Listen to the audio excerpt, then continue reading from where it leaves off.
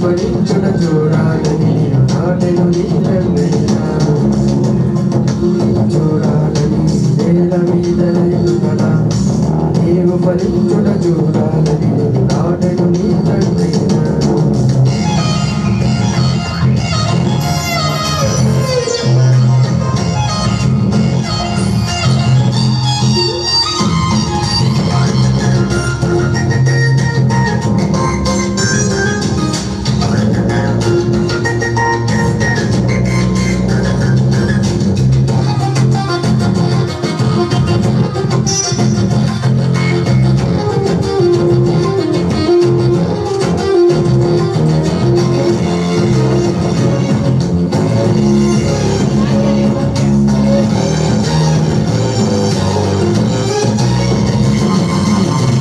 ఎండిపోతుంటే కడుపు మండిపోతుందా అన్నట్టుగా రోధించువాడు నేల మీద ఈ రైతు నువ్వు ఎండిపోతుంటే హృదయ పరితాపముంది నీకోసమే చింతించువాడు నిన్ను కన్నా రైతు పంట ఎండిపోతుంటే కడుపు మండిపోతుందా అన్నట్టుగా రోధించువాడు నేల మీద ఈ రైతు నువ్వు ఎండిపోతుంటే హృదయ పరితాపం ఉంది నీకోసమే చింతించువాడు నిన్ను కన్నా రైతు ద్రాక్షలోక విషయంలో న్యాయం తీర్చమని అడుగుతున్నాడు వేదను మరిచిన కృతజ్ఞతలు తానే అర్పించుతున్నాడు దేశం కలహం మత్సరమంతటా అసూయ క్రోధం మదము కక్షలు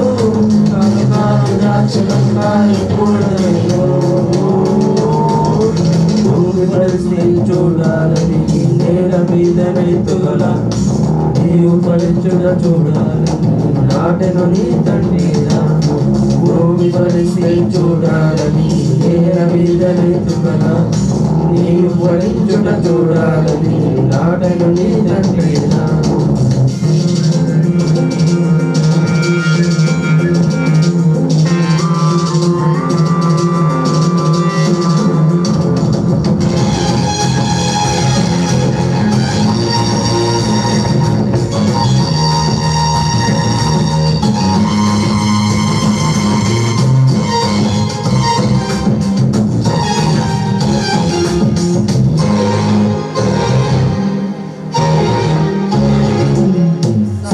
అంటే వ్యవసాయం ప్రభువు కోరు ఫలసాయం సమృద్ధి అయి నీతి ఫలములను నిండుకొనుటయే న్యాయం కోటకాలమే కాయం సమసిపోవు అన్యాయం గోధుమ పొట్టకు పురుగులు అదిగి చేర్చబడే ఆ సమయం సంఘమంటే వ్యవసాయం ప్రభువు కోరు ఫలసాయం సమృద్ధి అయి నీతి ఫలములను నిండుకొనుటయే న్యాయం కోతకాలమే కాయం సమసిపోవు అన్యాయం గోధుమ పొట్టకు పురుగులు వమికి చేర్చబడే ఆ సమయం ఆయన ఎంతో నిలిచి ఉండటం పరిమితమైన జీవితం విస్తారముగా ఫలించి మహిమ పరచు వారికే కిరీటం జ్ఞానం సహనం సత్యము సద్గుణం భయము భక్తి దైవున్న జీవనం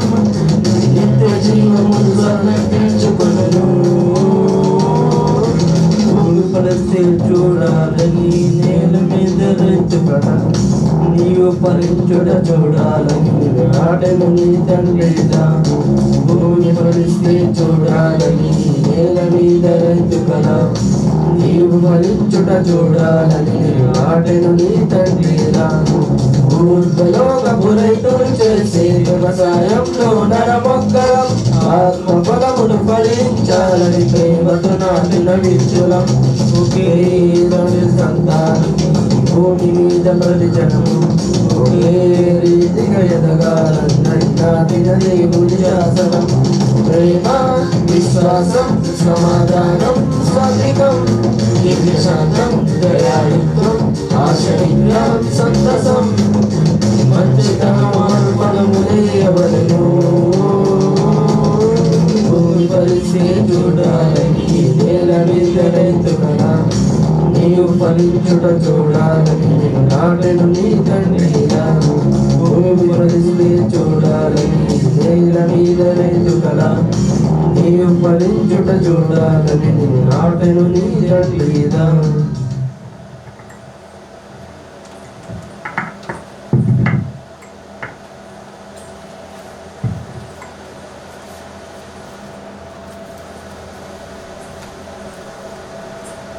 మనము తల్లి ఇచ్చి నిలబడుకుందాము. గాడ్లీ పర్మిషన్ ఇచ్చి అధ్యక్షుని స్వరం వినిపిస్తుంది.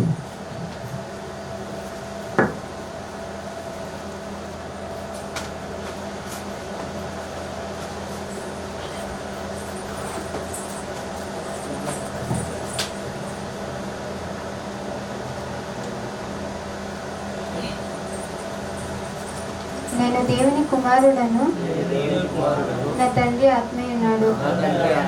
నేను కూడా ఒక శక్తివంతమైన ఆత్మను ఈ శరీరములో నివసించుచున్నాను. నేను పూర్ణ శాంతి గలవాడనై నా తండ్రి వలన కాపాడబడుచున్నాను. నా తండ్రి అయిన దేవుడు, ఆయన కుమారుడైన యేసుక్రీస్తు పరిశుద్ధాత్మ సహవాసంలో నేను వర్ధిల్లుతున్నాను.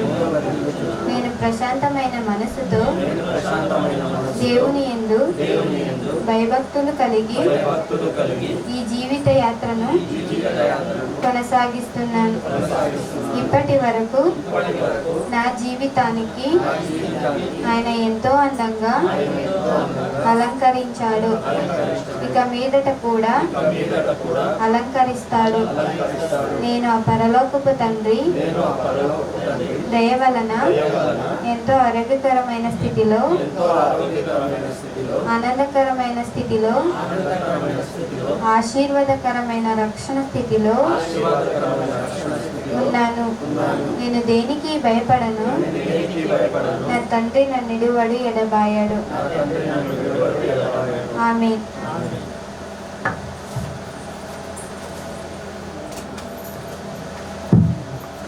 గాడ్లీ పర్మిషన్ చదువు వినిపించినందుకు థ్యాంక్స్. అదేవిధంగా ఫస్ట్ వార్త మనం విన్నాము. సహోదరి గారు వచ్చి దేవుని మాటలు ప్రార్థించారు.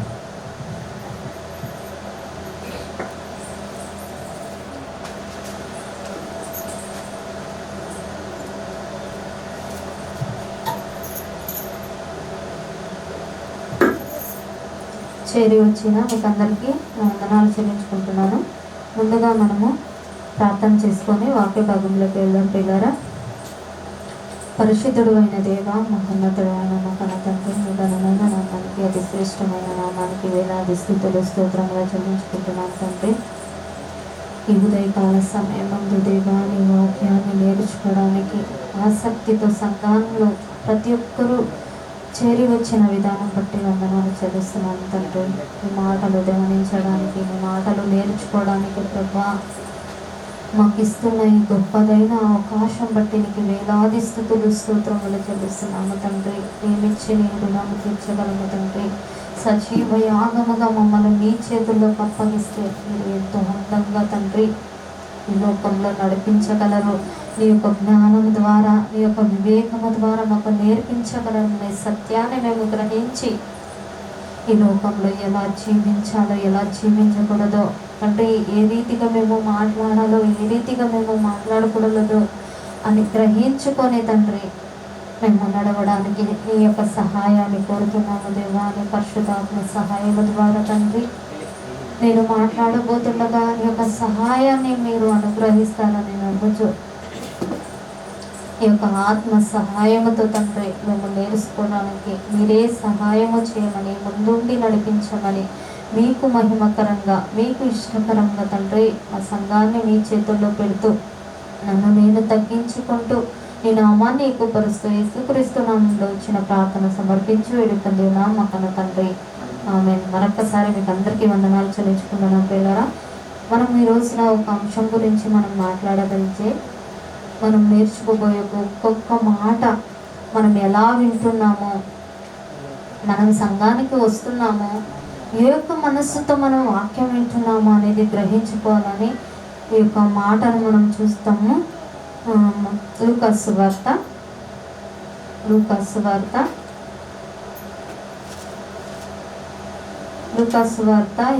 అధ్యాయము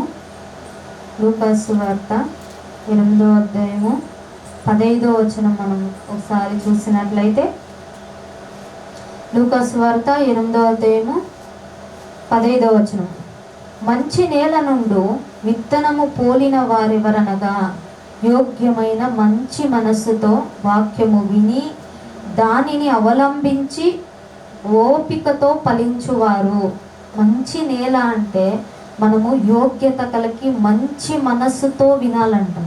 మంచి నేల అంటే మనము విత్తనాలు వేస్తూ ఉంటాము, మంచి నేలనే కోరుకుంటాం. ఎందుకంటే ఒక చెట్లు కానివ్వండి, ఒక రాళ్ళ మీద కానివ్వండి విత్తనాలు మనం చెల్లము కనుక ఆ ఒక మంచి నేలకు సంబంధించిన ఒక అంశం ఏదంటే యోగ్యమైన మంచి మనస్సుతో మనం యోగ్యత కలిగి ఉండాలి. అలాగే మంచి మనస్సుతో వినాలంట. మొదట ఏదైతే చెప్పబడుతుందో వాక్యము దాన్ని యోగ్యమైన మంచి మనస్సుతో విని దానిని అవలంబించి, అంటే వినిన ఒక వాక్యాన్ని మనము వింటే సరిపోదు, దాని ప్రకారముగా నడవాలంట. అవలంబించి ఓపికతో వాళ్ళు ఫలిస్తారు అంటేనని ఇక్కడ వాక్య భాగం సెలవిస్తుంది ప్రియులారా.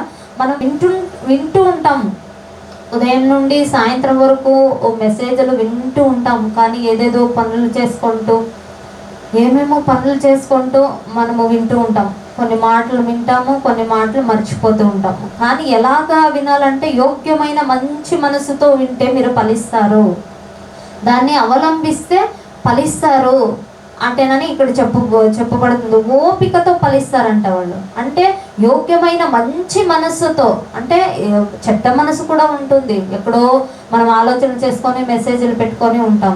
కానీ ఒక వింటున్నప్పుడే కానివ్వండి, ఎక్కడో ఆలోచనలు వండుకొని ఇక్కడ కూర్చుండొచ్చు, కానీ ఆలోచనలు ఎక్కడో ఉండొచ్చు. కానీ ఇక్కడ చెప్తున్న మాట ఏంటంటే యోగ్యమైన మంచి మనసు మీరు వింటే దాని ప్రకారంగా మీరు నడుచుకుంటే మీరు ఫలిస్తారు అంటేనని సత్యవేదంలో మంచి మాట మనకు ఇక్కడ కనిపిస్తుంది ప్రియులారా. అందుకే మనము చెప్పబోయే వాక్యము మంచి మనసుతో ఆరోగ్యకరమైన రీతిగా మనను ఉంచుతాడు గనక దేవుడు మనం ఎలా వినాలంటే యోగ్యమైన మంచి మనసుతో మనం విని దాని ప్రకారంగా మనము నడిచినప్పుడు ఫలించే వారంగా మనం ఉంటాము గనక మరొక మాటను మనం చూసుకున్నట్లయితే కీర్తనల గ్రంథంలో భక్తుడు ఏ రీతిగా చెప్తున్నాడో మనము కూడా అలాంటి ఒక ప్రార్థనా శక్తి కలిగి మనం కూడా జీవించాలని నేను కోరుకుంటున్నాను. కీర్తనల గ్రంథము 51వ అధ్యాయము, కీర్తనల గ్రంథము 51వ అధ్యాయము 10వ వచనం మనం చూసినట్లయితే, కీర్తనల గ్రంథము 51వ అధ్యాయము 10వ వచనము.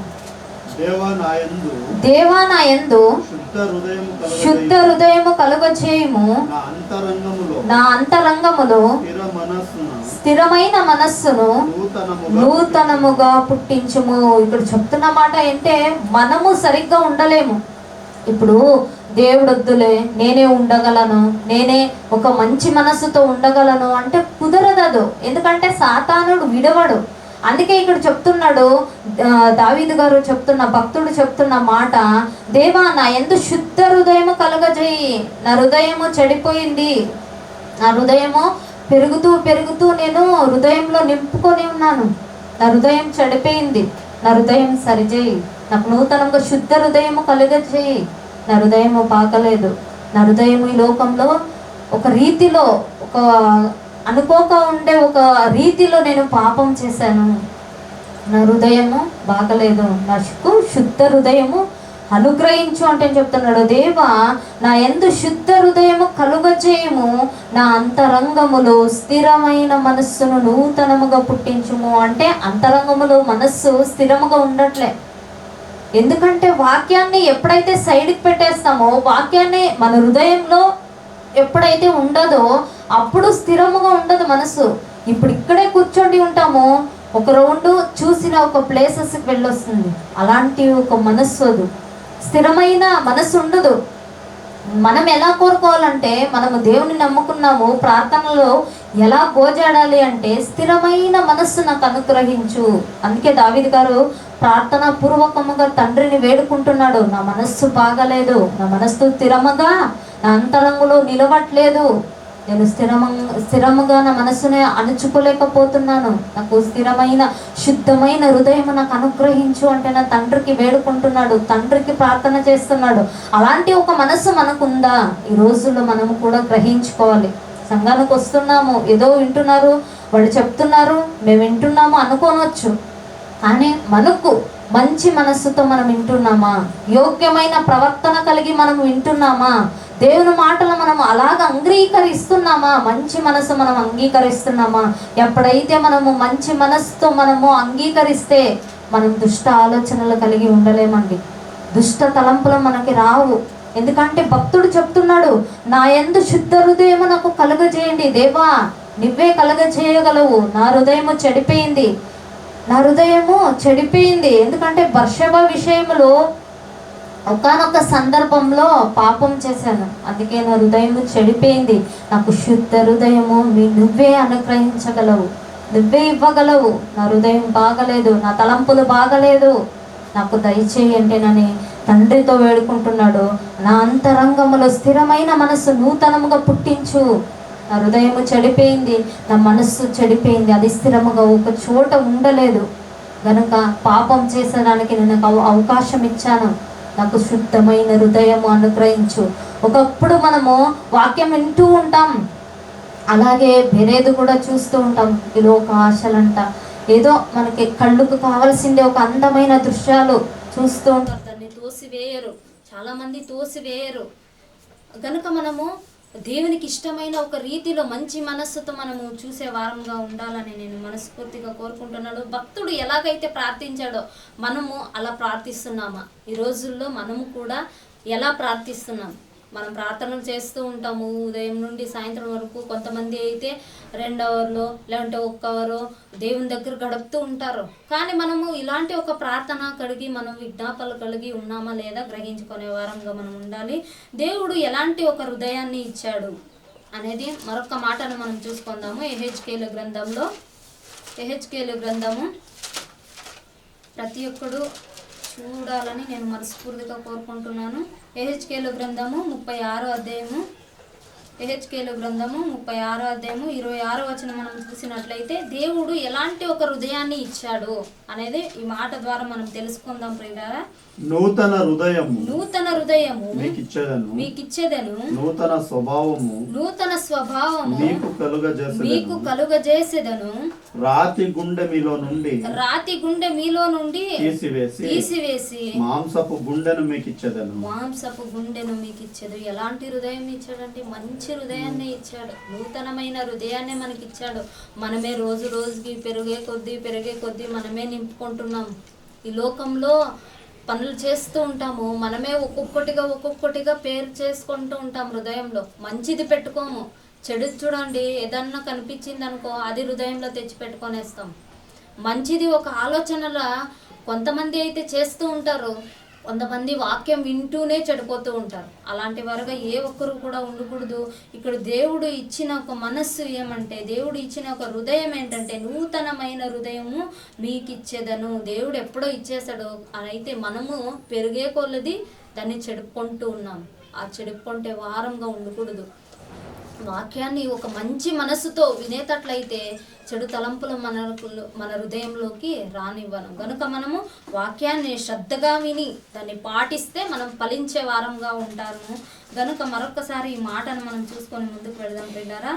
నూతన హృదయము మీకు ఇచ్చేదను, నూతన స్వభావము మీకు కలుగజేసెను, రాతి గుండెను మీలో నుండి తీసివేసి మాంసపు గుండెను మీకు ఇచ్చేదను అంటున్నాడు. కొంతమంది బండబానిన హృదయం అండి, వీళ్ళు ఎంత చెప్పినా వినరు, ఎంత చెప్పినా వీళ్ళు మారరు అంటే అంటూ ఉంటారు. ఎందుకంటే వాళ్ళు అలా మారిపోయారు అన్నమాట.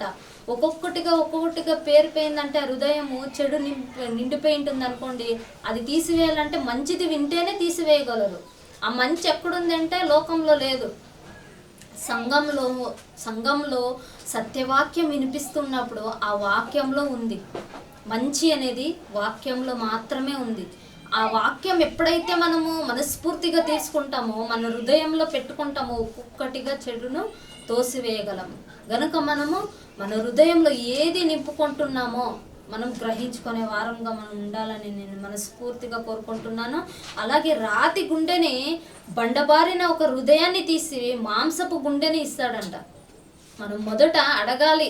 మనము మారలేదనుకోండి, దేవుణ్ణి మొదట అడగాలి, తండ్రి నేను మారట్లేదు, ఎందుకంటే నేను చెడు తలంపులు నిండిపోయిండవి, నాకు మంచి మనస్సు మీరు అనుగ్రహిస్తారని మీరు చెప్పారు కదా, నాకు అనుగ్రహించండి. నీ వాక్యాన్ని నేను నా హృదయంలో నేను ఉంచుకుంటాను, నేను మంచిది నేను ఉంచుకుంటాను. నీ వాక్యము నాకు మంచి హృదయాన్ని అనుగ్రహించండి. ఆ బండబారిన ఒక రాతి గుండెను తీసివేసి మాంసపు గుండెను నాకు దయచేయండినని ప్రార్థన విజ్ఞాపనలు కలిగి మనము తండ్రిని వేడుకునే వారంగా ఉండాలి. మరొకసారి మనము మరొక మాటను మనం చూసినట్లయితే యాకోబు పత్రికలో ఒక మాటను మనం చూద్దాం ప్రియులారా.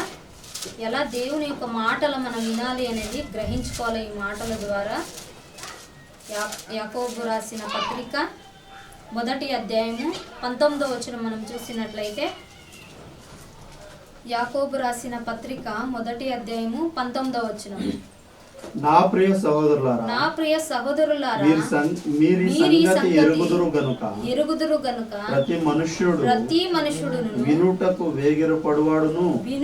వేగిరపడువాడును మాటలాడుటకు నిదానించువాడును కోపించుటకు నిదానించువాడునై ఉండవలెను. మనము వినడానికి కొంతమంది ఆసక్తి కలిగి ఉండరు. ఎందుకంటే ఎప్పుడు వినేదేలేండి వాక్యం, వింటాంలేండి, ఇంట్లో యూట్యూబ్ ద్వారా మేము ఫోన్లో పెట్టుకుంటాంలేండి అనుకోనొచ్చు. కానీ ఇక్కడ చెప్తున్నా, నా ప్రియ సహోదరులారా మీరు ఈ సంగతి ఎరుగుదురు. మనకు తెలుసు దేవుని మాట ఎలా వినాలో దేవుడు చెప్పాడు, మనకు తెలుసు. అయినప్పటికీ మనం శ్రద్ధగా వినము. ఎందుకంటే మన ఆలోచనలు వేరే, దేవుని యొక్క ఆలోచనలు వేరే. అందుకే దేవుని యొక్క తలంపులను ఎరిగి ఉండాలంటే మనము ఆసక్తితో దేవుని మాటలను వినాలంట.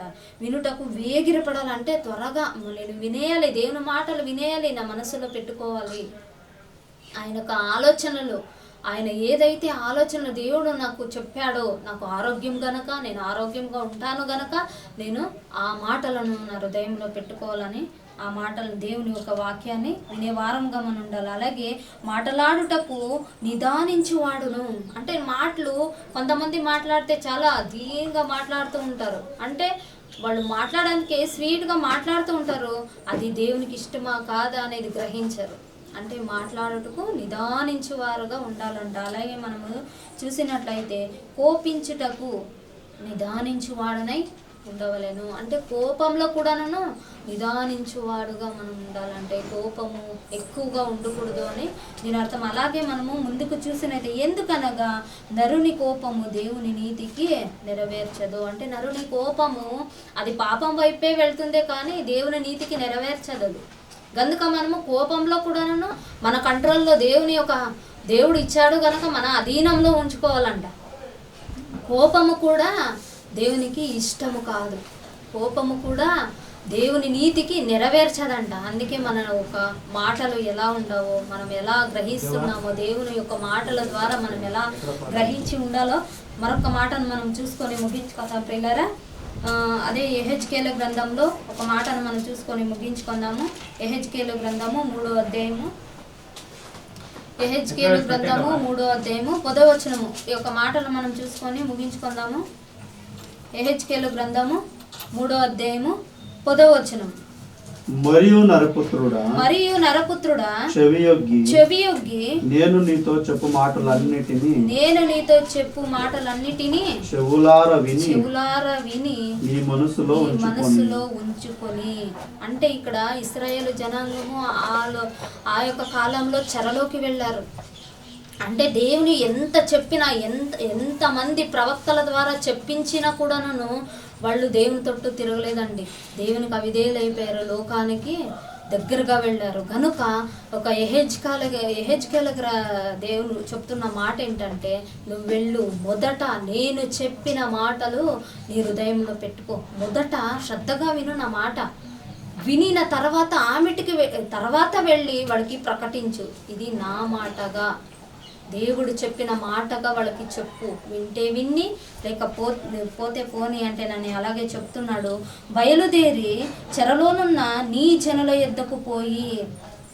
మొదట దేవుని యొక్క మాటలు, నేను చెప్పే మాట మొదట ఎహెచ్కేలు నువ్వు మొదట విని చెరలోనున్న వారికి అంటే ఇశ్రాయేల్ జనాంగానికి నువ్వు నీ యొక్క జనాంగానికి వెళ్ళి ఈ మాటలు నా మాటలుగా బోధించు అంటేనని ఎహెజ్కేలు గారికి చెప్తున్నాడు. అలాగే మనం చూసినట్లయితే వారు వినినను వినకపోయినను ప్రభువైన యెహోవా ఇలాగు సెలవిచ్చుచున్నాడనని చెప్పుమని ఆయన వానితో సెలవిచ్చెను. అంటే మనకు కూడా చెప్తూ ఉంటారు, మొదట మనం వింటే కదండి ఎవరికన్నా చెప్పగలము. మనం ఏదన్నా శ్రద్ధగా విని మనం మనసులో పెట్టుకొని దాని ప్రకారంగా నడుస్తూ ఇతరులకు చెప్తే వాళ్ళు వింటారు. వాళ్ళు వింటే విని, పోతే పోని. మొదట మనము గ్రహించుకోవాలంటే దేవుని మాటలు మనం ఆసక్తితో వినాలి. మొదట దేవుని మాటలు మనం విని ఆ యోగ్యమైన మంచి మనసుతో మనం విని దాని ప్రకారంగా నడుస్తూ ఉంటే ఓపికతో ఫలిస్తాం. మనము ఫలించి ఇతరుని ఫలింపజేయగలము. మనమే సరిగ్గా వినకపోతే, మనమే సరిగ్గా మనం నేర్చుకోకపోతే ఇతరులకు ఎలా బోధించగలం? మనము బోధించలేమండి, మనం చెప్పలేము కూడా. ఇతరులకు ఏదన్నా, నువ్వు చర్చికి వెళ్తావు కదమ్మా, ఏదో ఒక మాటలు సంఘంలో బోధించిన ఒక మంచి మాటలు చెప్పు అంటే మనం ఏం చెప్పగలము? చెప్పలేము. ఎందుకంటే అక్కడ శ్రద్ధగా వినట్లేదు, యోగ్యమైన మంచి మనసు మనం వినట్లేదు, అందుకే మనం చెప్పలేము. అందుకే ఇక్కడ ఎహెజ్కేలు గారికి చెప్తున్న మాట, మీరు మొదట నీవు నా మాటను నీ హృదయంలో పెట్టుకో. మొదట నా యొక్క మాటలు నువ్వు మొదట వినిన తర్వాత నీ జనాంగానికి వెళ్ళి చెప్పు. వాళ్ళు వింటే వినొచ్చు, లేక విడిచి వెళ్ళిపోవచ్చు. నా మాటగా నువ్వు బోధించు. ఈ రోజుల్లో కూడా చాలామంది నీతిగా దేవుని మాటలను విని దాని ప్రకారంగా నడుస్తూ సంఘంలో చెప్తూ ఉండొచ్చు, కానీ వినేవారు వింటారు, లేకపోతే విడిచిపెట్టొచ్చు. మొదట మనము చెప్పేవారు కానివ్వండి, సంఘంలోకి వచ్చేవారు మొదట దేవుని మాటలు మనము అంగీకరించాలి. మొదట మనం అంగీకరించి ఆయన మాటలు పెట్టుకునే వారంగా ఉంటే మనం ఫలిస్తాం. ఫస్ట్ మనం సంఘంలోనికి వచ్చి దేవుని మాటలను వింటున్నాము, బోధిస్తున్నాము అని చెప్పి మనమే లోకానికి కనెక్ట్ అయిపోతే మనల్ని దేవుడు సిగ్గుపరిస్తే విధముగా లోకంలో ఉంచుతాడు. కనుక మనము అటు వారంగా ఉండకూడదు. ఏది చెప్పబడుతుందో అది సరిగ్గా ఉందా లేదా, ఇది దేవుని మాటలు కరెక్ట్గా ఉందా లేదా, సరిగ్గా బోధిస్తున్నారా లేదా అని గ్రహించుకొని ఇక మాటలు మనం హృదయంలో ఉంచుకొని ఇతరులకు చెప్పే వారంగా మనం ఉంటే మన ద్వారా కొంతమంది అయినా ఫలించే వారంగా ఉంటాం. కనుక మనం ఫలించే వారంగా ఉండాలంటే ఆసక్తితో మనం మన హృదయంలో వాక్యాన్ని పెట్టుకునే వారంగా ఉండాలని నేను మనస్ఫూర్తిగా కోరుకుంటూ ఈ మాటలు నేను ముగించుకుంటున్నాను. మనం కళ్ళు మూసుకొని ప్రార్థన చేసుకుందాం పిల్లరా. మాటలు నూరంతులుగా మన హృదయంలో ఫలించాలని నేను మనస్ఫూర్తిగా కోరుకుంటున్నాను.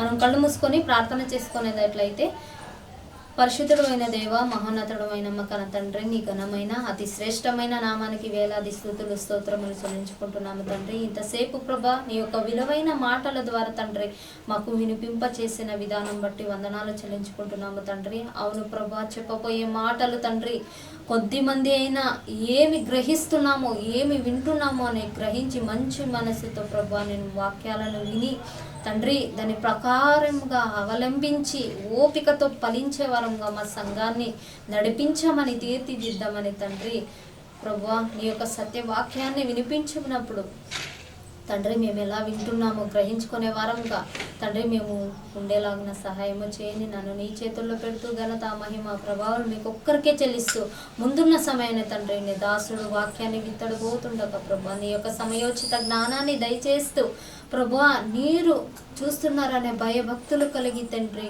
మేము జీవించలాగిన సహాయము చేయమని మమ్మల్ని మేము తగ్గించుకుంటూ నీ నామాన్ని ఎక్కువపరుస్తూ యేసుక్రీస్తు నామంలో చిన్న ప్రార్థన సమర్పించి వేడుకొంది మా కన్న తండ్రి ఆమేన్. అందరికీ మరొకసారి నా వందనాలు చెల్లించుకుంటున్నాం పిల్లరా. Thank you.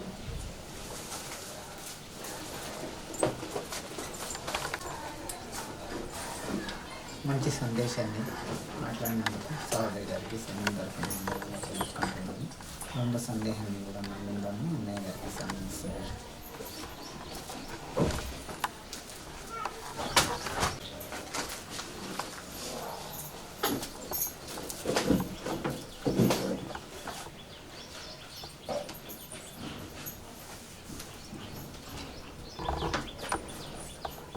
రూపాయట మీ అందరికీ నా వందనాలు.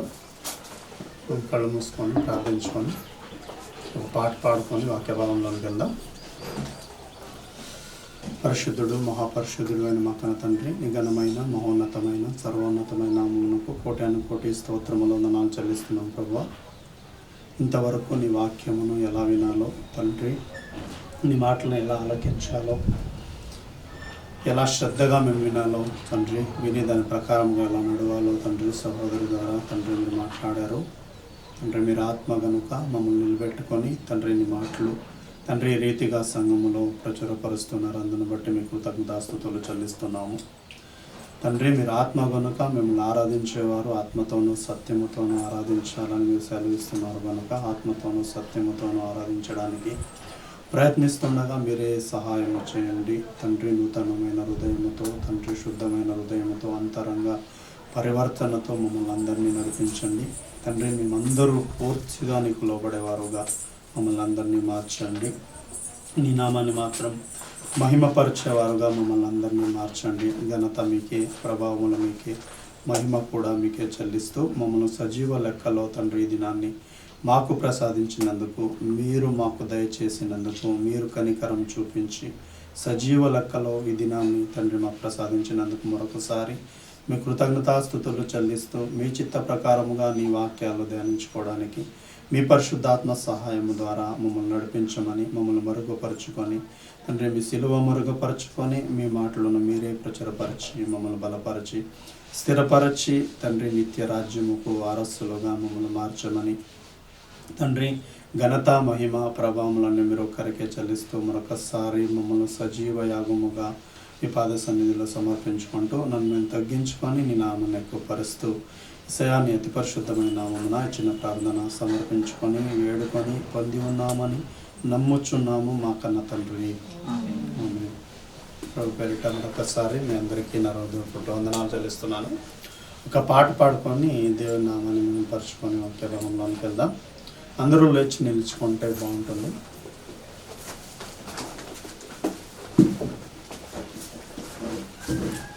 నజరేయుడా నా యేసయ్యా అనే పాట ఎంతమందికి వస్తుందో తెలియదు, కానీ చాలా పాత పాట, బాగుంటుంది. దేవుని మహిమను, దేవుని శక్తిని వివరించేటువంటి పాట ఇది. ఆత్మీయంగా కలిసి పాడాలని మనవి చేసుకుంటున్నాను. నజరేయుడా నా యేసయ్యా, ఎన్ని యుగాలకైనా ఆరాధ్య దైవము నీవేనని గళమెత్తి నీ కీర్తినే చాటేరా.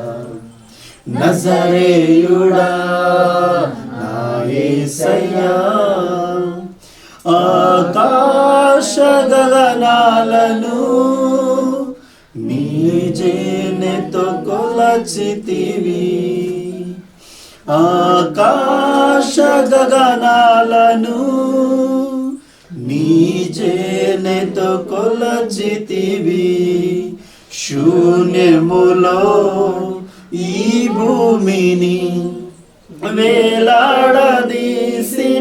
నా యేసయ్యా, శూన్యములో ఈ భూమిని వేలాడదీసిన నా యేసయ్యా, నీకే వందనం, నీకే వందనం, నీకే వందనం, నీకే వందనం. నజరేయుడా నా యేసయ్యా, ఎన్ని యుగాలకైనా ఆరాధ్య దైవము నీవేనని గళమెత్తి నీ కీర్తినే చాటేరా. నజరేయుడా నా యేసయ్యా, ఆగాధ సముద్రాలకు నీవే ఎల్లలు వేసితివి, ఆగాధ సముద్రాలకు నీవే ఎల్ల వలలు వేసితివి, జలములలో పడినే వెళ్ళిన నన్నేమి చేయవు నా యేసయ్యా. జలములలో పడినే వెళ్ళిన నన్నేమి చేయవు నా యేసయ్యా. నీకే వందనం, నీకే వందనం, నీకే వందనం, నీకే వందనం. నజరేయుడా నా యేసయ్యా, ఎన్ని యుగాలకైనా ఆరాధ్య దైవం నీవేనని గళమెత్తి నీ కీర్తినే చాటేరా. నజరేయుడా నా యేసయ్యా, సియోను శిఖరాగ్రము నీ సింహాసనమాయేనా. సియోను శిఖరాగ్రము నీ సింహాసనమాయేనా. సియోనులో నిన్ను చూడాలని, సియోనులో నిన్ను చూడాలని ఆశతో ఉన్నాను నా యేసయ్యా. నీకే వందనం, నీకే వందనం, నీకే వందనం, నీకే వందనం. నజరేయుడా నా యేసయ్యా, ఎన్ని యుగాలకైనా ఆరాధ్య దైవము నీవేనని గళమెత్తి నీ కీర్తినే చాటేరా. నజరేయుడా నా యేసయ్యా. థ్యాంక్ యూ అండి. కూర్చోండి. కూర్చొని దేవుని వాక్యము మనం నేర్చుకుందాం.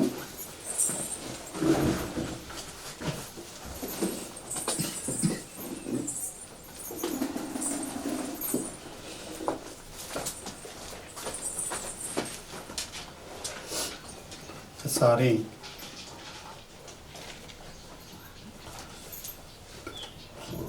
పేతురు గారు రాసినటువంటి మొదటి పత్రిక ఒకసారి అందరూ బైబిల్ తీసి వాక్య భాగాన్ని మనం చదువుకుంటూ వాక్య భాగాన్ని ధ్యానించుకుందాం. పేతురు గారు రాసినటువంటి మొదటి పత్రిక మొదటి అధ్యాయము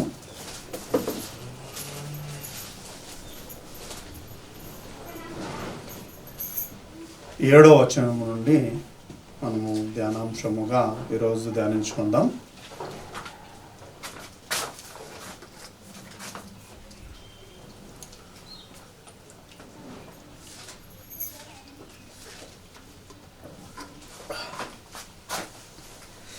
పేతురు గారు రాసినటువంటి మొదటి పత్రిక మొదటి అధ్యాయము 7వ వచనము నుండి నశించిపోవు సువర్ణము అగ్ని పరీక్ష వలన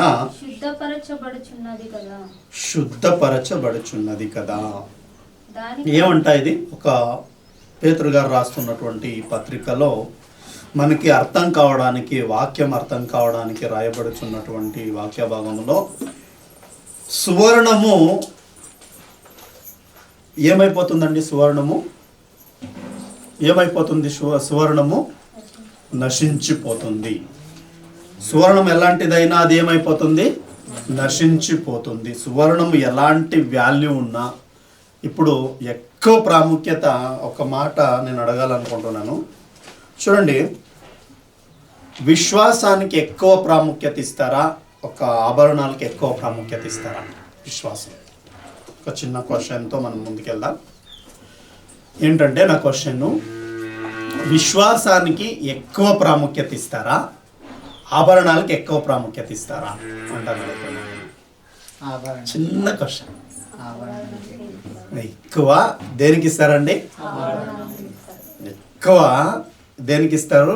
విశ్వాసులు కానీ అన్యులు కానీ ఎవరైనా వాక్యము కాస్త నేర్చుకుంటున్న వారు కావచ్చు కాకపోవచ్చు, ఎవరైనా సరే ఎక్కువ దేనికి ఇస్తారు? ఆభరణానికి ఎక్కువ ఇస్తారు. అది ఏమంటున్నాడంటే పేతురు గారు, అదేమైపోతుంది? అది నశించిపోతుంది. అదేమైపోతుంది? నశించిపోతుంది. ఈ వాక్య భాగంలోనికి మనం వెళ్ళేటప్పుడు చూడండి, నశించిపోవు సువర్ణము అగ్ని పరీక్ష వలన శుద్ధపరచబడుచున్నది కదా. ఇప్పుడు మనం వెళ్ళేటప్పుడు, ఎక్కడైనా వెళ్ళేటప్పుడు మనకి ఏదైనా రాయిగా బంగారు కనబడింది అనుకోండి, మనం దాన్ని తీసుకుంటామండి? దాన్ని ఇంకా అగ్గిలోకి వేయలే, నీట్గా దాన్ని సరిచేయలే, బంగారుగా దాన్ని మార్చలే, రాయిగా ఉంది. బంగారు ఎలా దొరుకుతుందండి? సువర్ణం బంగారు ఎలా దొరుకుతుంది? రాయిగా దొరుకుతుందా? ఆభరణాలుగా దొరుకుతుందా? రాయిగా ఏదో ఒక ఆకారంగా భూమిలో దొరుకుతుంది. దాన్ని ఆకారం ఎప్పుడు మార్చేది? ఎప్పుడు మార్చారు? అగ్నిలో పడవేసి దాన్ని కాల్చి దాన్ని శుద్ధంగా చేసినప్పుడు దాన్ని ఏం చేస్తారు? అప్పుడు ఆభరణంగా మారుతుంది. అప్పుడు తెలుస్తుంది. కానీ దాని వాల్యూ మనకి అలాగే పక్కన పడి ఉంటే మనం తన్నుకొని వెళ్ళిపోతామా లేదండి? ఎత్తుకుంటామా? తీసుకుంటాం? ఎవరైనా ఉన్నారా అలాంటి వారు? లేదు, ఇది రాయి అయితే, బంగారు రాయి అయితే నేను పట్టుకుంటాను, దాన్ని కరెక్ట్గా తెలుసు నాకేని. తెలుసు ఎవరికైనా? ఇంకెవరికి తెలియదు. పక్కలా అది పొడున్నా సరే దాన్ని ఏం చేస్తామంటే తన్నుకుంటూ వెళ్ళిపోతాం. ఎందుకంటే అది మనకి అలాగే కనబడుతుంది. చూడండి, మనము విశ్వాసంలో శోధించబడకపోతే సువర్ణంగా మారమని పేతురు గారు రాస్తున్నారు. శోధించబడకపోతే ఏ విశ్వాసి కూడా సువర్ణంగా మారలేరు. కొంతమంది అనుకుంటారు, నాకు ఎప్పుడు శోధన, ఎప్పుడూ శోధన, దేవునిలో నిలవలేకపోతున్నాను నేను, ఎందుకో నేను దేవునిలో ఎదగలేకపోతున్నాను, ఎందుకో దేవునిలో బలంగా నేను ప్రార్థించలేకపోతున్నాను, ఆరాధించలేకపోతున్నాను, దేవుని మెచ్చించలేకపోతున్నాను, చాలా బాధపడేవారు ఉంటారు. అలా బాధ ఎందుకు వస్తుందంటే నిజంగా వాళ్ళకి ఇంకా శోధన వాల్యూ తెలియదు కాబట్టి వాళ్ళు బాధపడుతుంటారు. బాధపడకూడదని వాక్యం చాలా భాగాల్లో రాయబడింది. చూడండి ఒకసారి పేతురు గారు రాసినటువంటి అదే మొదటి పత్రిక 4వ అధ్యాయము 12వ వచనం ఏం రాయబడిందో చూడండి. 4వ అధ్యాయం 12వ వచనంలో, ప్రియులారా మిమ్మును శోధించుటకు మీకు కలుగుచున్న అగ్ని వంటి శ్రమను గురించి మీకేదో ఒక వింత సంభవించున్నట్లు ఆశ్చర్యపడకుడి. శోధించబడుతున్నప్పుడు, శోధనలో వెళుతున్నప్పుడు, ఏదో ఒక సమస్యల గుండా వెళుతున్నప్పుడు మీకు ఏదో ఒక అద్భుతము మీకు ముందుందని మీరు మర్చిపోకండి, ఆశ్చర్యపడుకోకండి. మీరు ఇప్పుడు శోధించబడుతున్నారా, మీకు ఏదో శుద్ధమైన సువర్ణం మీకు దొరుకుతుందని వాక్య భాగం సెలవిస్తుంది ప్రియులారా. అలాగే యాకోబు రాసినటువంటి యోబు గారు ఒక మాట రాస్తున్నారు చూడండి. 23వ అధ్యాయంలో యోబు గ్రంథములో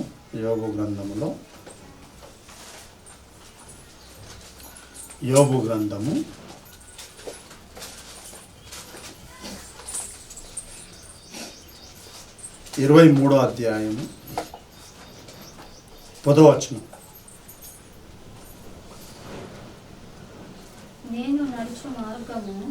నేను నడుచు మార్గము ఆయనకు తెలియను, ఆయన నన్ను శోధించిన తర్వాత నేను సువర్ణము వలె కనబడుతును. ఆయన నన్ను శోధించిన తర్వాత నేను ఎలా కనబడతాను? సువర్ణము వలె కనబడతాను. యోబు గారిని శోధించాడు కదా దేవుడు. శోధించాడా? ఏదైనా ఒక మాట అయినా తప్పిపోయాడా? ఏ విషయంలో అయినా దేవునికి విరుద్ధంగా నడుచుకున్నాడా? నడుచుకోలేదు యోబు గారు. ఏ విషయంలో కూడా నడుచుకోలేదు. ఒక పక్కన వచ్చి నీ ఎద్దులు చనిపోయాయి, ఒక పక్కన వచ్చి నీ పిల్లలు చనిపోయారు, ఒక పక్కన వచ్చి నీదంతా దోసుకెళ్ళారు, ఇక ఏది లేదని వెంట వెంటనే వచ్చి చెప్తుంటే ఏమి ఇలా అయిపోయింది, దేవుడిచ్చాడు కదా, ఎందుకు ఇలా చేశాడు అని ఏదైనా నిష్ఠురంపరిచాడా దేవుని? ఏదైనా ఒక్క కాస్తన్నా? ఎన్నోసార్లు మనకి ఏదైనా చిన్న సమస్య వస్తే మనం దేవుని దగ్గర కూర్చోం, వాక్యం దగ్గర కూర్చోం, ప్రార్థన చేయము, దేవుని అడగము, దేవునితో గడపము, ఎక్కడికో వెళ్ళిపోతాం, లోకానికి వెళ్ళిపోతారా లేదా? వెళ్ళిపోతారు. అలా చేశాడా? ఏమన్నాడు ఒక మాట, భార్య దేవుణ్ణి దూషించి ఇక్కడైనా చనిపోవన్నప్పుడు ఏమన్నాడు యోబు గారు? ఏమన్నారండి? దేవుని వలన మేలు మాత్రమే మనము అనుభవించతగునా, కీడు అనుభవించకూడదా? ఎంత విశ్వాసం చూడండి. శోధన, అలాంటి శోధన ఈ కాలంలో ఎవరికి రాదండి. వస్తుంది ఎవరికైనా? ఎవరికి రాదు, అలాంటి శోధన రాదు. చిన్న చిన్న సమస్యలు సాతాను కొన్ని విషయాల్లో ఒక మాట ప్రకటన గ్రంథంలో దేవుడు చెప్తాడు, 2వ అధ్యాయం 10వ వచనంలో చూడండి ఒకసారి. చిన్న చిన్న సమస్యలు వస్తూ ఉంటాయి ఈ రోజుల్లో మనకి. అలాంటి బాధలు రావు, అలాంటి కష్టాలు రావు, యోబుకు వచ్చినటువంటి కష్టాలు రావు, యోబుకు వచ్చినటువంటి శోధనలు రావు. చదవండి ఒకసారి ప్రకటన గ్రంథము 2వ అధ్యాయం 10వ వచనం. ఇదిగో మీరు శోధింపబడునట్లు అపవాది మీలో కొందరిని చెరలో వేయింపబోచున్నాడు. చెరలో వేయింపబోచున్నాడు అనే దైవవాక్యంలో రాయబడి ఉందంటే, చెర అంటే దేనికి సూచన అండి? చెర అంటే దేనికి సూచన? శ్రమకు సూచన. చెరలో వేసిండేవానికి ఏదైనా బిడుగడ ఉంటుందా? అవతలు పంపించేవారికి ఏదైనా బిడుగడ ఉంటుందా? లేదు, ఉండదు. అలా సాతాను చేయొచ్చు కొందరిని. 10 దినములు శ్రమలు కలుగును, మరణము వరకు. నిజంగా ఈ మాట మనకు కావాలండి. ఎలా ఉండాలంట? ప్రతి విశ్వాసి ఎంతవరకు ఉండాలంట? చదవండి ఆ మాట, చదవండి. 10 దినములు శ్రమ కలుగును, మరణము వరకు ప్రియులరా, మరణం వరకు. ఎప్పటి వరకు మన విశ్వాసాన్ని కాపాడుకోవాలంటే, ఎప్పటి వరకు మన విశ్వాసంలో కొనసాగాలంటే, మరణము వరకు నమ్మకముగా ఉండుము. ఎలా ఉండాలంట? నమ్మకముగా ఉండాలంట. మరణము వరకు నమ్మకముగా ఉండాలంట. ఇప్పుడు ఒక ఆభరణాన్ని అది అలాగే ఉంటే దానికి వాల్యూ ఉండదు. మనం ఇలాగే ఉంటే మనకి వాల్యూ ఉండదు. దేవుని దగ్గరికి చేరలేము మనం. ఎందుకంటే అంత చెడిపోయిన హృదయాలే. ఎవరండి శుద్ధంగా ఉన్నవారు? ఇక్కడ ఎవరైనా ఒక్క చేతి ఎత్తండి, నేను పరిశుద్ధంగా ఉన్నాను, చాలా పరిశుద్ధంగా ఉన్నాను ఉన్నవారు ఎత్తండి, ఒక్కరు ఎత్తండి. కానీ దొరుకుతారా ఎవరైనా? దొరకరు. ఏ విషయంలోనూ దొరకరు.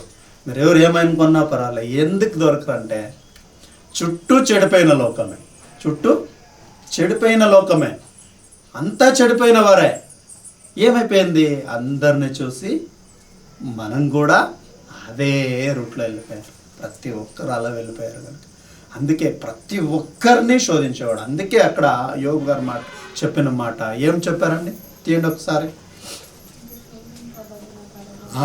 చదవండి ఇంకొకసారి వచనం చదువు. యోబు గ్రంథం 23వ అధ్యాయము 10వ వచనం.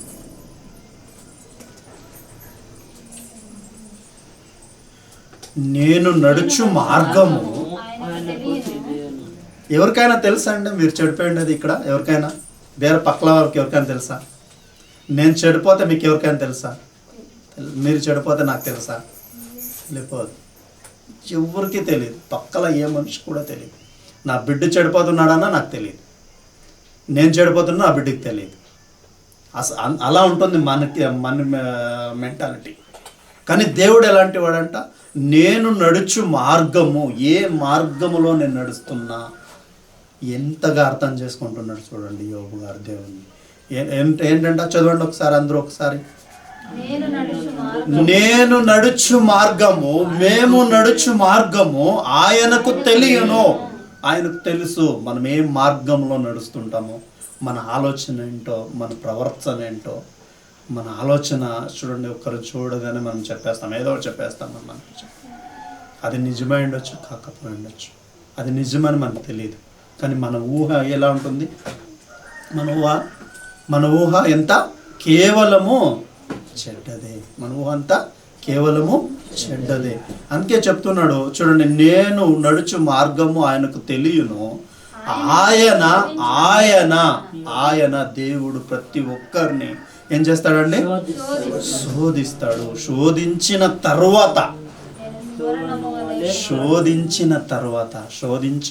తర్వాత ప్రతి ఒక్కరు విశ్వాస అనబడిన వారు ప్రతి ఒక్కరు ఎలా మారాలండి? సువర్ణము మారణంకే కదండి అందరూ పెట్టుకుంటారు. చెవిలో పెట్టుకుంటారు, మెడలో వేసుకుంటారు. మారక ముందు వేసుకుంటారా? రాయిగా ఉన్నప్పుడు వేసుకుంటారు. దాన్ని వేసుకోవడానికి కుదురుతుందా? పోనీ కుదరదు.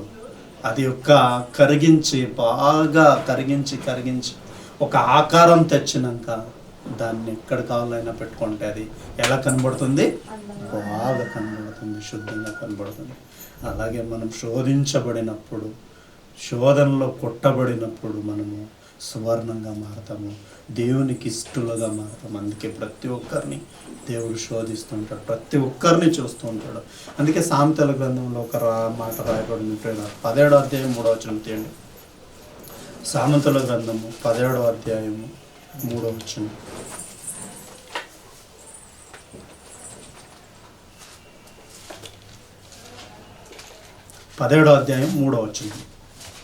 వెండికి మూస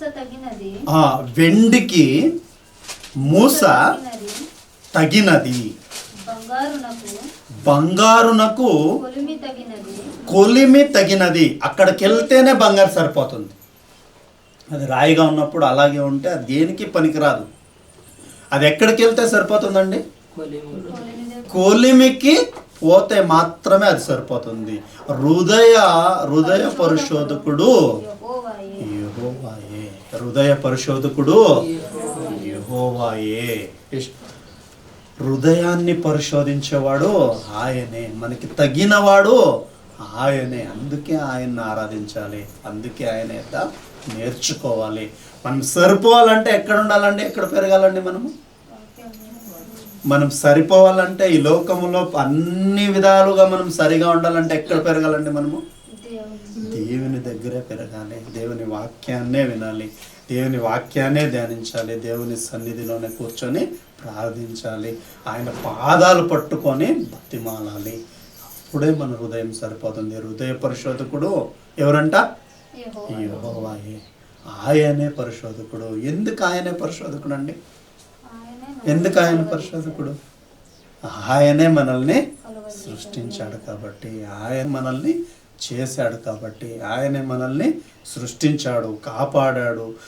ఎలా ఉంటుందంటే ఇదంతా ఎలా ఉంటుందంటే, నిజంగా చిన్న బిడ్డకి తల్లి ఎంత ఇంపార్టెంటో, అప్పుడే పుట్టిన బిడ్డకి తల్లి ఎంత ఇంపార్టెంటో వాక్యం మనకు అంత అవసరం అండి.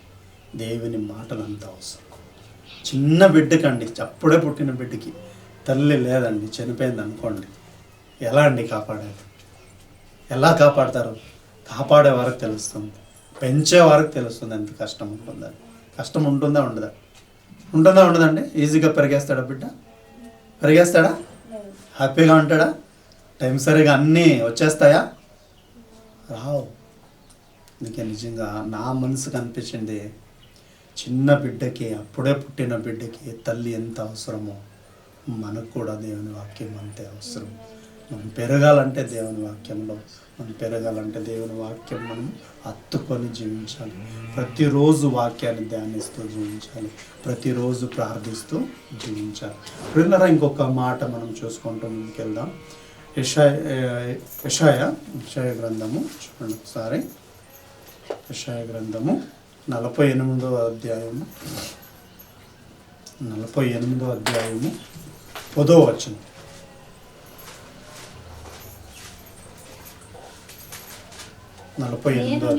నేను నిన్ను పుటము వేసి తిని వెండిని వెండి వేసినట్లు కాదు, ఇబ్బంది కొలిమిలో కొలిమిలో నిన్ను పరీక్షించి పరీక్షించి తిని.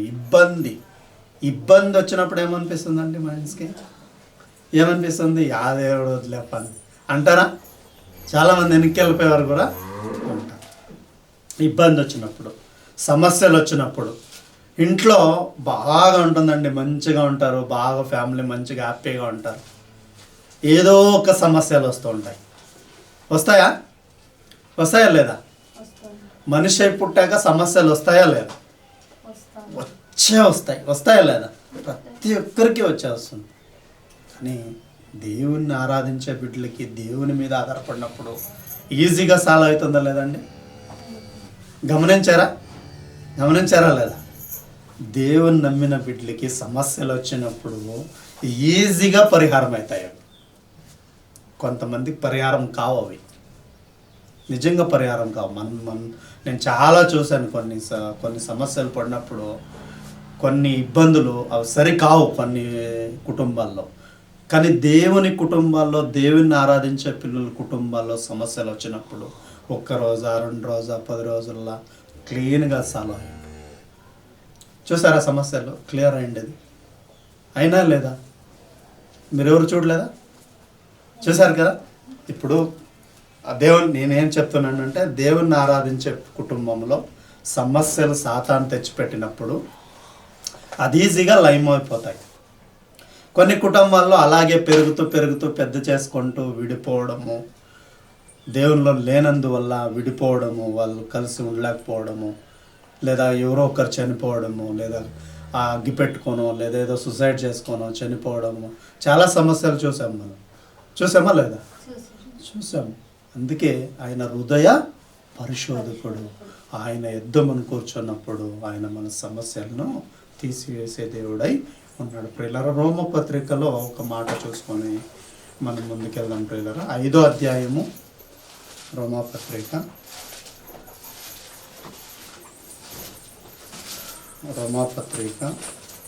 పౌలు గారు రాస్తూ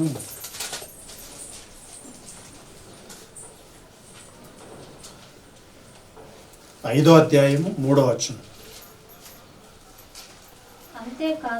అంతేకాదు ఆ శ్రమ ఏం పుట్టిస్తుందంట మనకు?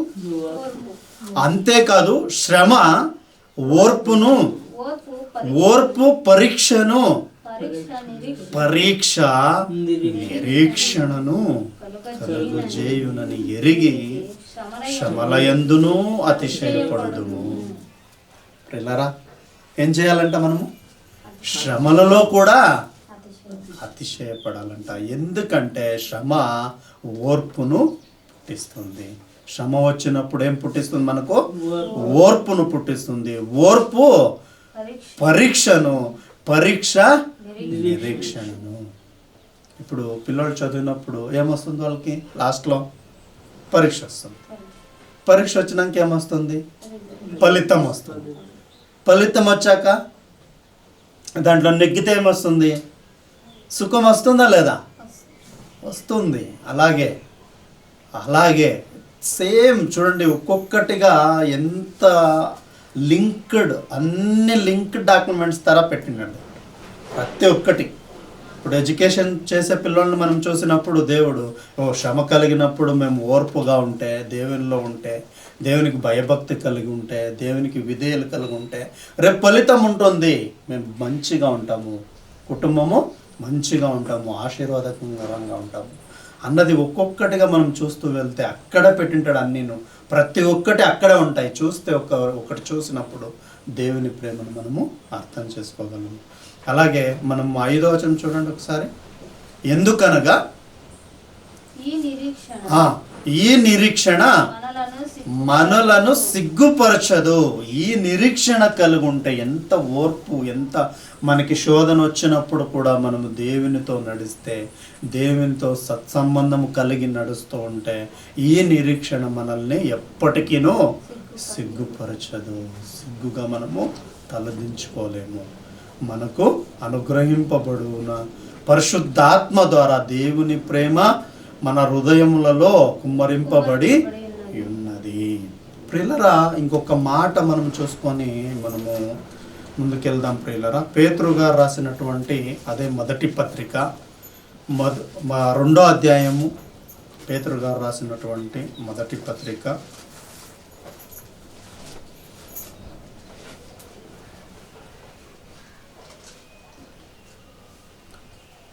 2వ అధ్యాయం 1వ వచనం నుండి. ప్రభువు దయాళుడని మీరు రుచి చూచి ఉన్న ఎడల సమస్తమైన చూడండి ప్రియులరా, కొన్ని విషయాల్లో మనము కొన్ని చాలా డీప్గా ఆలోచించినప్పుడు సమస్తమైన ప్రతి దుష్టత్వమును, సమస్తమైన కపటమును, వేషధారణను, కొన్ని ఇవన్నీ ఉంటాయండి. కొన్ని ఉన్నాయనుకోండి, ఇవి ఏమి ప్రయోజనం లేక వెళ్ళిపోతాం మనం. విశ్వాసులకు తగినవి కావు ఇవి. వీటి లక్షణాల్లో ఈరోజు మనం పరీక్షించుకోవాల్సింది ఏంటంటే, వీటిలో ఏదైనా మనతో పాటు నడుస్తూ ఉందనుకోండి, ఇది నడుస్తూ ఉందంటే దీన్ని మానకపోతే నిజంగా మనం ఎప్పటికి కూడా దేవుని విశ్వాసాలు కావు, నిజంగా విశ్వాసాలు కావు. వేషధారణ చూడండి ఒకసారి 2వ వచనం, పేతురు గారు రాసినటువంటి మొదటి పత్రిక 2వ అధ్యాయం 2వ వచనం నుంచి చదవండి. సమస్తమైన దుష్టత్వమును, సమస్తమైన కపటమును, వేషధారణ అన్నిటికంటే ప్రమాదకరమైంది. ఏంటి? వేషధారణ అన్నిటికంటే ప్రమాదకరమైంది. వేషధారణను, అసూయను, అసహించుకునేటువంటి లక్షణాలు, సమస్తమైన దూషణ మాటలను మాని వీటన్నిటిని మనం ఏం చేయాలి? మానివేయాలి. వీటన్నిటిని ఏది కూడా మనలో ఉండకూడదు అని దేవుడు చెప్తున్నటువంటి మాట. కొత్తగా జన్మించిన ఒక మాట చూసుకొని మనం ముగించుకుందాం ప్రియులారా. 3వ వచనం, కొత్తగా జన్మించిన శిశువులను పోలిన వారై నిర్మలమైన వాక్యమును పాల వలన రక్షణ విషయములో ఎదుగు నిమిత్తము ఆ పాలును అపేక్షించుడి. శిశువు ఎదగాలంటే ఏం కావాలండి? ఏం కావాలి? శిశువు ఎదగాలంటే పాలు తప్పనిసరిగా కావాలి. శిశువు ఎదగాలంటే ఏం కావాలి? పాలు తప్పనిసరిగా ఎదగాలి. విశ్వాసములో కూడా మనం ఎదగాలంటే ఏం కావాలి? మనకు వాక్యము కావాలి. వాక్యం మనకి అవసరము, చాలా అవసరము. బిడ్డకి పాలు ఎంత అవసరము, విశ్వాసులుగా ఉన్న మనకు వాక్యము అంతే అవసరము. అందును బట్టి నేను కోరుకునేది ఏంటంటే, ఇంకొక మాట లాస్ట్గా ఒక మాట చూసుకొని మనం ముగించుకుందాం. పేతురు గారు రాసినటువంటి మొదటి పత్రిక 1వ అధ్యాయము 14వ వచనం చూసుకొని మనం ముగించుకుందాం ప్రియులారా.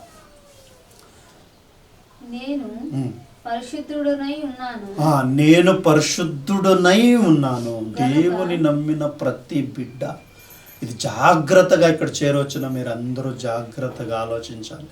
దేవుడి రోజు మనకు చెప్తున్నటువంటి మాట, ఎంత శోధనలోనైనాను, ఎంత శోధన వచ్చినా, ఎంత వేదన వచ్చినా, బాధ వచ్చినా, కష్టం వచ్చినా, సుఖం వచ్చినా, మీరు డబ్బులతో ఉన్నా, ఏ విషయంలోనైనా సరే, మీరు ఎంత అభివృద్ధికి వచ్చినా సరే, ఎంత దిగదారిపోయినా సరే, మీరు మాత్రము పరిశుద్ధతను మాత్రము జాగ్రత్తగా చూసుకోవాలి. మీరు పరిశుద్ధులుగా ఉండకపోతే మీరు అనర్హులని చెప్తున్నటువంటి మాట. నేను పరిశుద్ధుడనై ఉన్నాను గనుక మీరును పరిశుద్ధులై ఉండుడని రాయబడి ఉన్నది. కాగా మీరు విధేయులకు పిల్లులై మీరు పూర్వపు అజ్ఞాన దశ వలె మీ ఉండిన ఆశను అనుసరించి ప్రవర్తింపక. లాస్ట్ ఈ వచనాల్లో ఏం రాయబడిందంటే, మీరు మొదటి వారి వలె ఉండక, మొదట ఎలా ఉండేవారు? ఏదో చేయాలంటే చేసేవారు, ఏదో మీకు ఇష్టమున్న, దేవునికి ఇష్టమున్న ఉండకపోయినా మీరు ఇష్టం వచ్చినట్లుగా చేసేవారు. కానీ ఇప్పుడు అలా చేయడము కుదరదు. దేవుని అంగీకరించిన మీరు అలా ఉండకూడదు అని వాక్యం సెలవిస్తుంది. అలాంటి వారుగా ఏ ఒక్కరు ఉండకుండా, ఎన్ని శోధనలు వచ్చినా, ఎన్ని బాధలు వచ్చినా, సువర్ణం అయితే ఎలా అగ్నిలో కాల్చబడినట్టుగా మనకు కూడా కష్టాలు, వేదనలు, బాధలు, అప్పుల బాధలంట, అది ఇది ఎన్నో సమస్యలు వస్తూ ఉంటాయి. ఇంట్లో సమస్యలు వస్తూ ఉంటాయి. ఇంట్లో పిల్లలతో, పక్కింటి వారితో, భార్యతో, భర్తతో ఎన్నో సమస్యలు వచ్చినప్పటికీ దేవుని విడిచిపెట్టేవారుగా ఏ ఒక్కరు కూడా ఉండకూడదు. దేవుని ఎత్తుకునేవారుగా ఉండాలి. కొన్ని సమస్యలు వచ్చినప్పుడు ఏమనిపిస్తుందంటే నాకు ఇంకెవరూ లేదులే అనిపిస్తుంది ఒకసారి. ఇప్పుడు భార్య ఏదో తప్పు చేసినప్పుడు, భర్త ఏదో తప్పు చేసినప్పుడు, పిల్లలు ఏదో తప్పు చేసినప్పుడు ఒక మనసుకు అనిపిస్తుంది నాకు ఇంకెవరు ఉన్నారు, వీళ్ళనే నమ్ముకున్నాను కదా, వీళ్ళే నాకు ద్రోహం చేశారు కదా, ఇంకెవరున్నారు అనిపిస్తుంది ఒకసారి. అప్పుడు ఏమైపోతుంది, సాతాను చెప్పేది ఏమంటే నువ్వు ఇంతగా ఇది పడతావు కదా, వీళ్ళ కోసం ఇంత బాధపడతావు కదా, వీళ్ళే నమ్మక ద్రోహం చేశారు, నువ్వు ఇంక దేవునిలో పోయి ఏం ప్రయోజనము, దేవునిలో నిలబడే ఏం ప్రయోజనం, ఇక చనిపోకూడదా నువ్వు అని కూడా ప్రేరేపించవచ్చు. లేదా దేవుని వదిలేయచ్చు కదా, నువ్వు ఏదో సినిమాలకో లేదా ఇంకెక్కడో వెళ్ళిపోవచ్చు కదా, నువ్వు ఎందుకు ఎప్పుడు ప్రార్థన అంటే వెళ్తుంటావు. నీకు వచ్చిన ఫలితం ఏంటి? ఇంట్లో సమస్యలు, ఇంట్లో బాధలు, ఇంట్లో అప్పులు, ఇవే కదా మిగిలింది అని చూపించవచ్చు. ఇదే సామాన్యంగా విశ్వాసాలకి ఏం బాధ వస్తుందండి? ఏమొస్తుంది? యోబుకు వచ్చినట్లు వస్తుందా?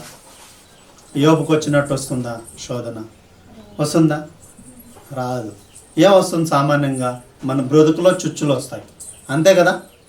భార్య వల్ల కావచ్చు, భర్త వల్ల కావచ్చు, బిడ్డల ద్వారా కావచ్చు, ఏదో మనకు కనబడుతూ ఉంటాయి, చుచ్చినట్లుగా కనబడుతూ ఉంటాయి. ఇవే కదా వాడు పెట్టేది, ఇంకేం పెడతాడు? అంతే పెట్టగలడు, ఇంకేం పెట్టలేడు. ఇవి వచ్చినప్పుడు ఏమైపోతుంది? మనం దేవుని దూరం అయిపోతామా లేదా? అయిపోకూడదు. ఎన్ని సమస్యలు వచ్చినా సువర్ణం అయితే ఎలా కాల్చినప్పుడు ఎలా అది అందంగా మారుతుందో, మీకు సమస్యలు వచ్చినా మీరు తట్టుకుంటే, మీరు ఏం చేస్తే తట్టుకుంటే, ప్రాముఖ్యమైన విషయం ఏంటంటే మీరు తట్టుకోవాలి. సమస్యలు వచ్చినప్పుడు తట్టుకోవాలి. ఎవరు లేకపోయినా పర్లేదు, నా దేవుడు ఉన్నాడు చెప్పుకోవడానికి. ధైర్యం వచ్చిందా ఎప్పుడైనా? ఈ పెద్ద సమస్యలు ఏదైనా ఒక్క సమస్య వచ్చినప్పుడు ఎవరు నన్ను వదిలేస్తే ఏంటి, నా దేవుడు ఉన్నాడు కదా అనే ధైర్యమైన ఆమె వచ్చింది మీకు ఎవరికైనా? అది వస్తే చాలా బాగుంటుంది. అది వచ్చినప్పుడు దేవుడు చాలా చేస్తాడు. ప్రతి సమస్య నుండి విడుదల కలుగుతుంది మనకు. దేవుడు అలా మార్చాలని కోరుకుంటాడు. మనం ఎప్పుడూ ఎలా ఉండాలంటే దేవునికి ఇష్టలుగా ఉండాలి, దేవునికి ఆనుకొనే ఉండాలి. సమస్యలు వచ్చినప్పుడు ఏం చేయాలి? మనం దేవునికి ఆనుకోవాలి. శోధన వచ్చినప్పుడు ఏం చేయాలి? మనము దేవునికి ఆనుకోవాలి. దేవుడు ఉన్నాడు కదా నాకు. భార్య మోసం చేస్తే ఏంటి, భర్త మోసం చేస్తే ఏంటి, దేవుడు నాకు ఉన్నాడు కదా. ఉన్నాడా లేదు? భార్య పుట్టినప్పటి నుంచి వస్తుందండి? భార్య పుట్టినప్పటి నుండి తెల్లగర్భంలో నుండి వచ్చినప్పుడే వస్తుందా? భార్య చేపట్టుకొని వస్తుందా? పిల్లలు ఎప్పుడు వస్తారండి? అంతా మధ్యలోనే వస్తారు. అందుకే యోబు గారు అన్నమాట ఏమన్నాడు? దేవుని ద్వారా మంచే పొందుకోవచ్చా, చెడు మనము పొందకూడదా? అది రావచ్చు, ఇది రావచ్చు, కానీ మనం ఎక్కడ ఉండాలి? దేవుణ్ణి హత్తుకొని ఉండాలి. ఎక్కడ ఉండాలండి? దేవుణ్ణి హత్తుకొని ఉండాలి. భార్య ద్రోహం చేసిన, భర్త ద్రోహం చేసిన, పిల్లలు ద్రోహం చేసిన వారు లేరా ఈ లోకం? మోసపోయిన వారు లేరా?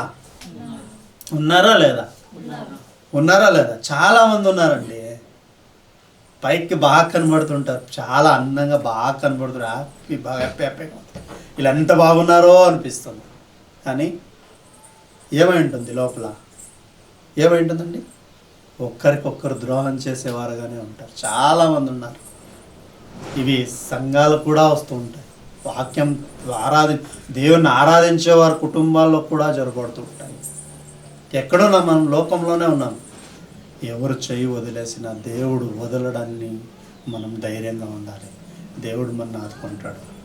ఆయనే కదండి మనం సృష్టించింది, ఆయన దగ్గరకు మనం చేరాలి కదా. ఎవరు వదిలేసినా, ఎవరు వదలకపోయినా దేవుడు మనని వదలడు. ఈ ధైర్యంతో మనం మంచి విశ్వాసంతో కొనసాగదాం. దేవుడు మనల్ని ఇంకా మరింత లోతుల్లోనికి, దేవుని సత్యంలోనికి మనం నడిపించను గాక. ఇంకా మూసుకొని ప్రార్థించుకున్నాం. పరిశుద్ధుడు, మహాపరిశుద్ధుడు అని మన తండ్రి, ఘనమైన మహోన్నతమైన సర్వోన్నతమైన కోటి స్తోత్రములు వందనాలు చెల్లిస్తున్నాను. సమస్యలు వచ్చినప్పుడు నిలబడాలని తండ్రి, సువర్ణము తండ్రి ఎలా అగ్ని చేత పరీక్షించబడి సువర్ణముగా మారబోతుందో తండ్రి ఎన్నో విషయాలు తండ్రి గ్రంథంలో రాయించారు తండ్రి. దాన్ని ఎక్కువగా ధ్యానించలేకపోవడం వల్ల మాకు అర్థం కాకపోయినా తండ్రి కొద్దిగా అర్థమయ్యే విధముగా తండ్రి మాకు తెలియపరిచారు. మరింత లోతుల్లోనికి మమ్మల్ని నడిపించండి. సువర్ణమైతే రాయిగా ఉన్నప్పుడు దానికి వాల్యూ ఉండదు తండ్రి. దాన్ని శోధించబడినప్పుడు, కాల్చి పుటము వేయబడినప్పుడు, శుద్ధ సువర్ణముగా మారినప్పుడు దాన్ని అందరూ ఇష్టపడతారు, అందరూ ప్రేమిస్తారు, అందరూ కావాలని కోరుకుంటారు.